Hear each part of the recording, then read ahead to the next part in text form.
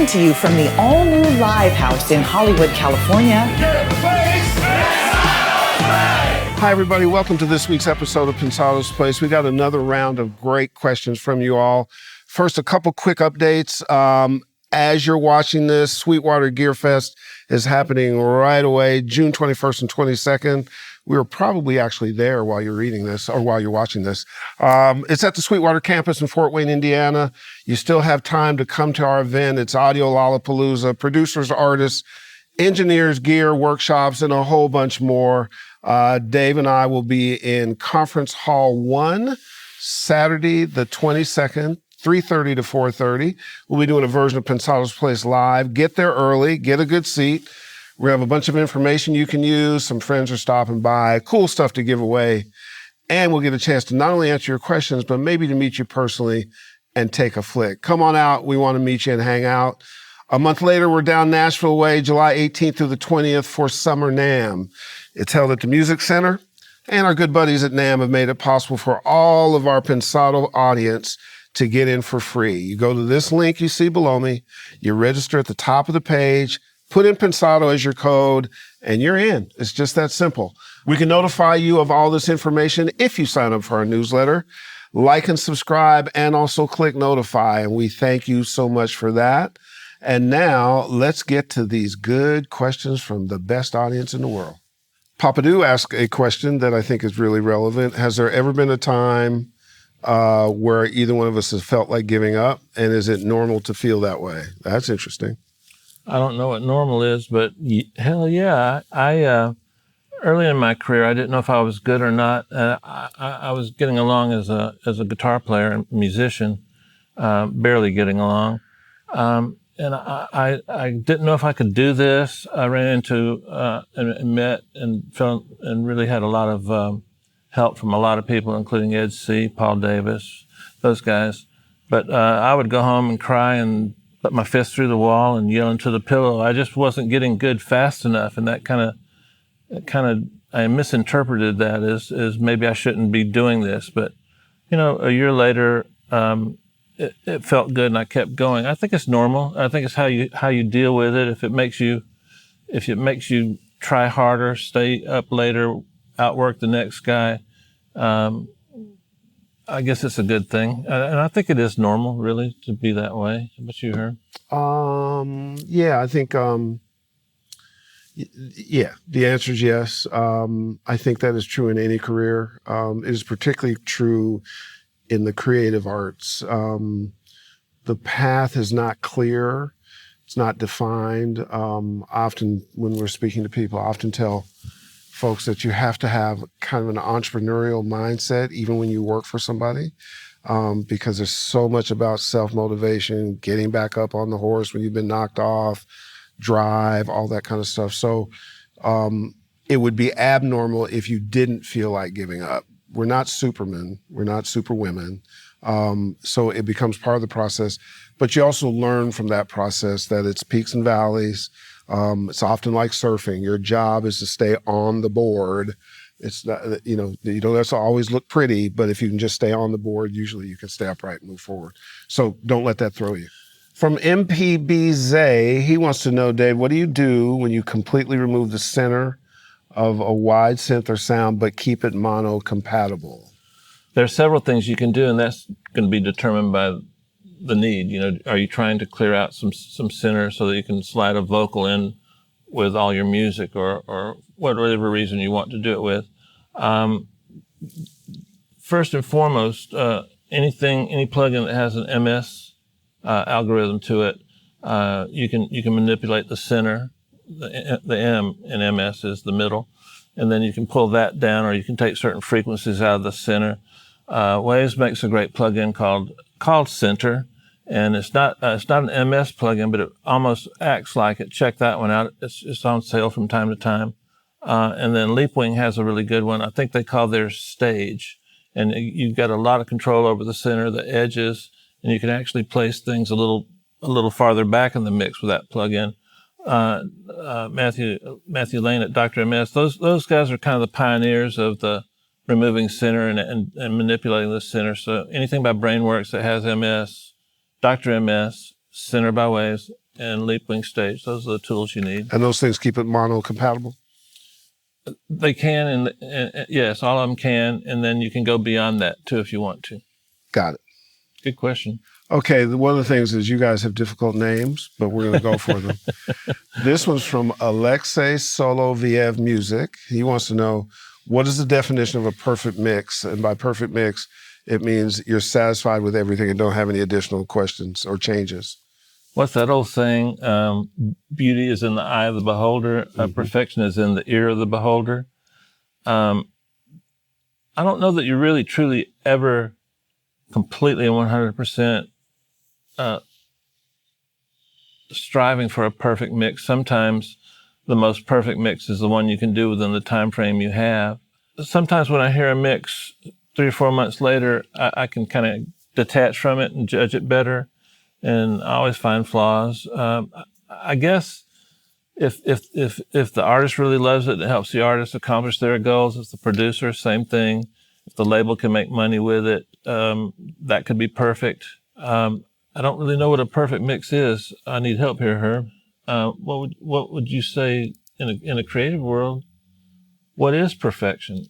Yeah, I don't think that's a standard you can achieve. I think you can get to the point where it feels good to everybody to turn in and you go for it. And I think a lot of imperfect mixes have turned into perfect hit records.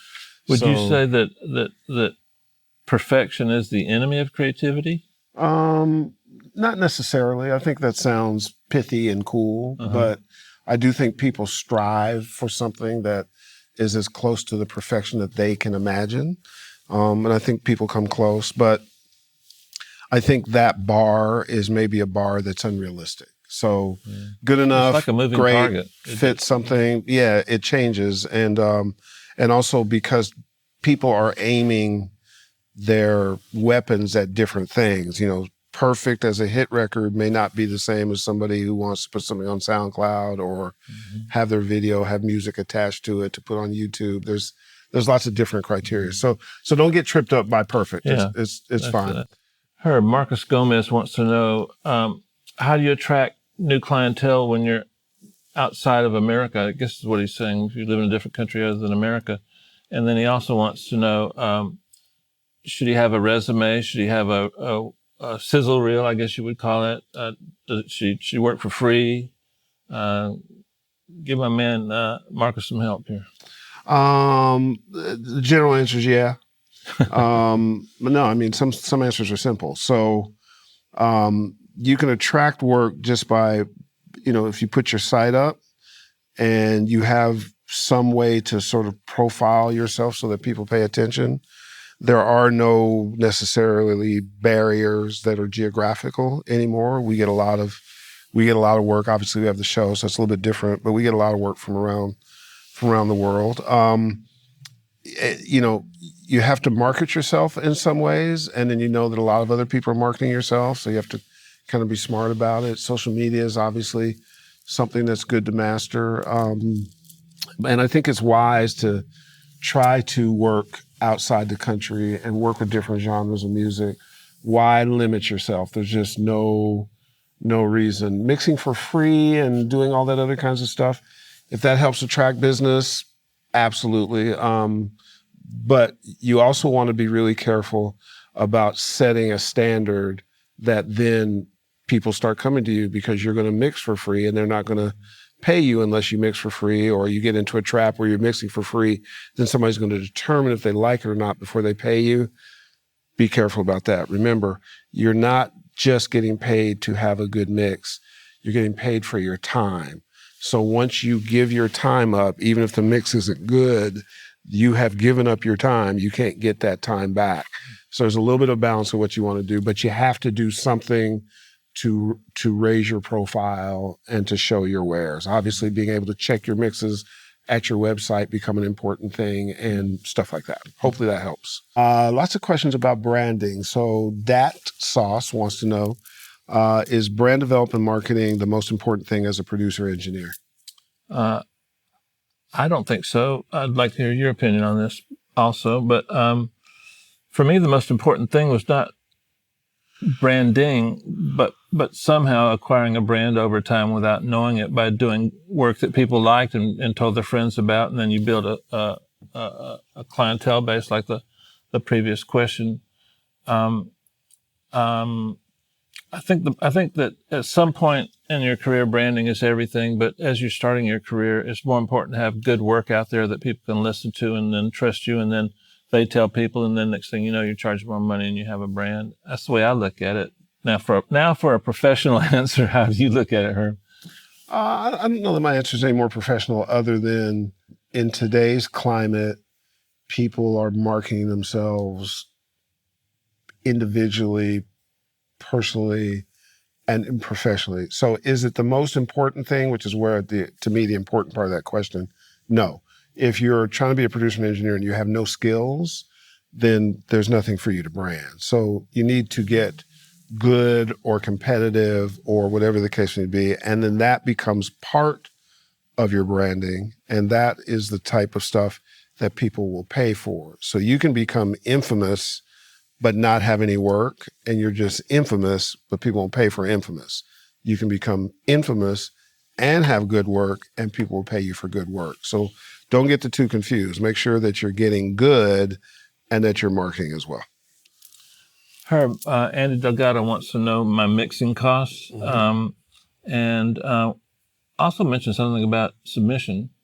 The best way to deal with mixing costs and submissions is to go to pensadosplace.tv. There's a mix tab, and generally we get some rudimentary information, and then you and I, or the client and I, will get in touch and we'll talk about it. We try to customize things to your needs. Now, keep in mind, Dave is amongst the top mixers in the world, so there's going to be a certain fee level, but don't be afraid to submit a mix or submit a request to find out. Be smart about it, and I just think that's the easiest way.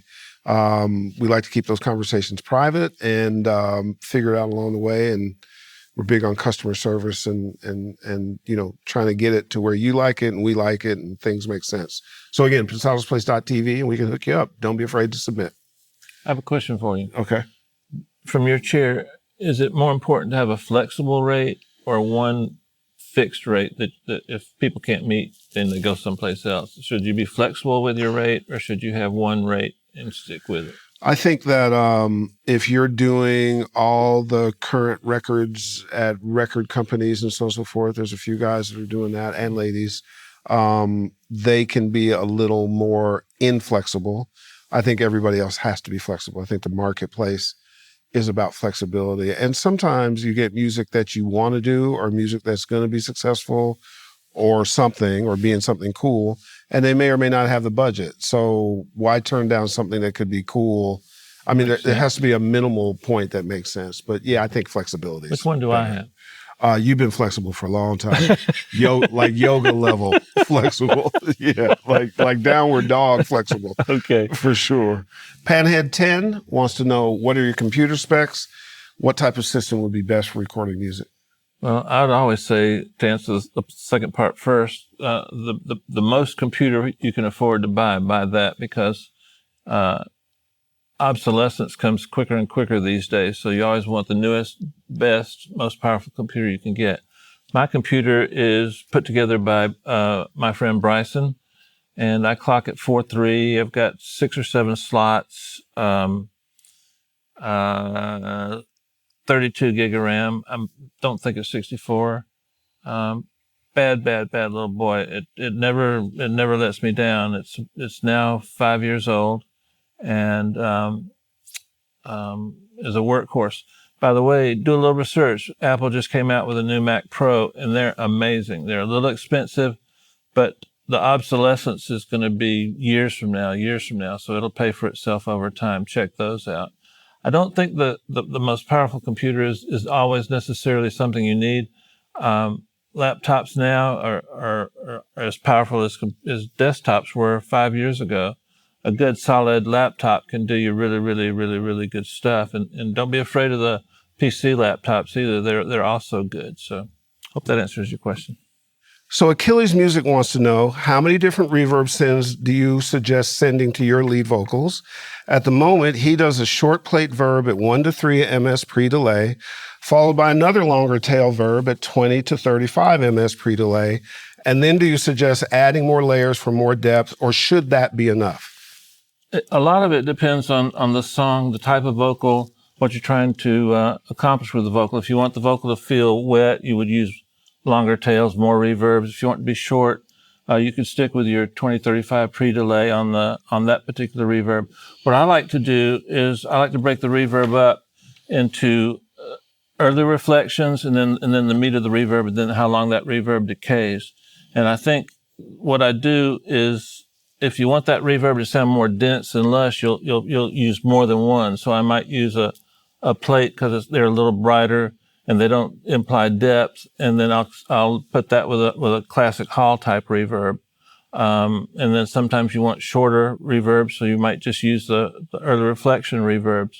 But the last part of your question, I think a lot of it depends, and what I do depends on the usage that the reverb is going to have. And on vocals, like I said, it's all about extending the performance of the vocal, getting the singer to sound in your face, bigger, better, more impactful.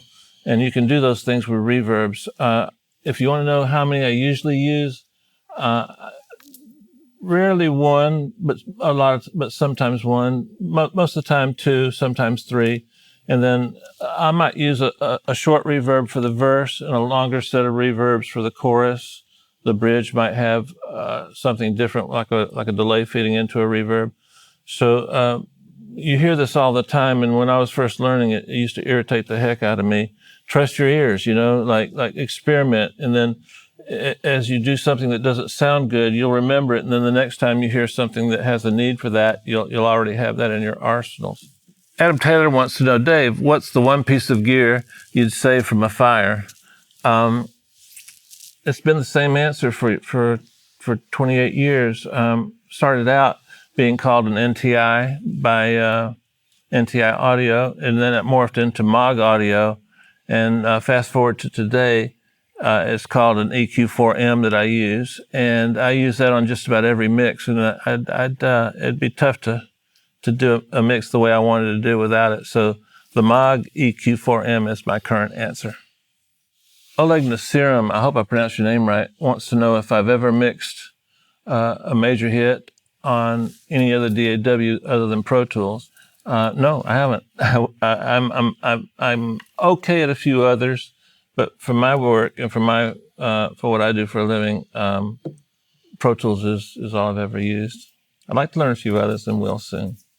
Herb, Jonathan Thomas asked a question. I'm going to rephrase it a little bit. Mm-hmm. He wants to know, when would you need a manager? Why would you need a manager? And what would your expectations be once you got a manager? That answer is a little complicated in that if managers have nothing to manage, you don't need a manager. That's probably a little obtuse. There's a point in time in your career where the activity of your career requires skill sets that go beyond your personal ability to administer, arrange, negotiate, whatever the case may be. When that starts to become overwhelming, that's about the time you need a manager. Managers come in different sizes, shapes, and deliberate skill sets. Some are good at getting work, some are not. Some are good at managing your portfolio, some are good at your finances. Some have ears, some don't. Some are involved in the creative process, some are not. It can go all over the map. It's a relationship at the end of the day, and it's one that you have to determine. You kind of have to use the same skills you use when you're dating and kind of see what your gut says. So in the beginning, oftentimes you can save money and have a good assistant. You can get an intern or something, and you just have to determine that. But at the point in time that you need a manager is when you start to be exposed to legal things, business opportunities. There might be contractual relationships. Who knows whatever else you're trying to do. Should you stick your neck out for work? Always. I think at the end of the day, Dave's pretty good at this. Sometimes work will come to the engineer and then you let your manager know so they can do the work. Oftentimes it's the other way around, and that's, again, based on the relationship. But I think anytime that you're generating income or generating opportunity is always good for your brand. You can always say no, but it's good to have something to say no to. When you don't have something to say no to, it's not fun. I've always heard, tell me if this is true. Okay. I've always heard that in California, it's illegal for a manager to get you work. There's been statutes on the book in California that managers of any stripe essentially cannot get you work. Agents technically have to get you work, which is a way a lot of clients have gotten out of contracts with managers. So you have to know the jurisdiction you're in. And that's why I said, when you start to get exposed to legal things, can be legal jeopardy, can be legal opportunity, business things, negotiations, or so on and so forth, that's when you start to know, hey, I need outside help. And your team often consists not just of a manager, sometimes a manager and a lawyer, sometimes an agent, depends. Today, there's social media folks. So one step at a time, go slow, ask around a lot, and don't feel like if you don't have a manager, it means that you're not in the game. That's not necessarily true. When you're smoking and rolling, then you'll definitely need people to help field things and keep you organized. What you want to do is you want to be able to stay creative and do what you need to do and know that you can deliver and keep the outside noise. That's a big part. At bay. Well, it's really important in the creative arts, and you need somebody that you roll with to understand it. Guys, thanks a bunch for your questions. We really enjoyed it. As you watch this show, if you're watching it on Friday, Saturday, June 22nd, we're at Sweetwater at their Gear Fest, 3:30 to 4:30. Exhibition Hall 1. We want to see you come by. It's going to have a good time. Dave, take us home. Man, we got so many things to talk about, Herb. We got a lot of things coming up on the horizon, from sweepstakes. You know, we love to give stuff away for free, and we like at least to get you good discounts and prizes. Stay tuned. There's a lot more to come, and we hope to see you at a live event soon.